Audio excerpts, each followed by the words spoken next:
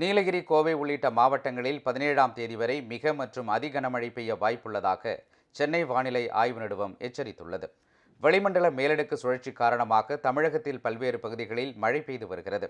நீலகிரி மாவட்டம் கூடலூர் மற்றும் அதனை சுற்றியுள்ள தேவர்சோலை, முதுமலை, தேவாலா, நாடுகாணி உள்ளிட்ட இடங்களில் 2 மணி நேரத்திற்கு பலத்த மழை பெய்தது.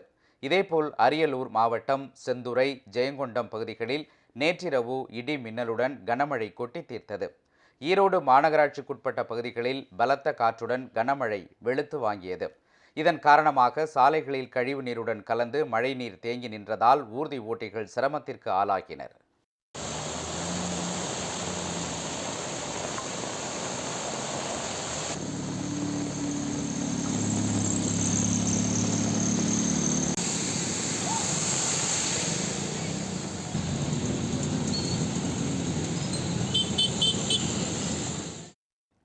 இதேபோல் சிவகங்கை மாவட்டம் மானாமதுரையில் வீடுகளுக்குள் மழைநீர் புகுந்ததால் ஆத்திரமடைந்த பொதுமக்கள் சாலை மறியலில் ஈடுபட்டதால் போக்குவரத்து பாதிக்கப்பட்டது.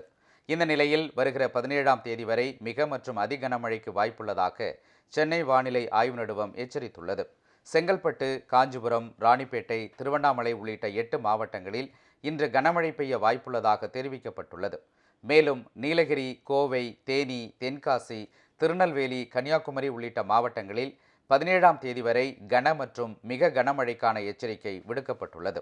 இதேபோல் நீலகிரி மாவட்டத்திற்கு வருகிற 14 மற்றும் 15ஆம் தேதிகளில் அதி கனமழைக்கான சிவப்பு எச்சரிக்கையும் விடுக்கப்பட்டுள்ளது.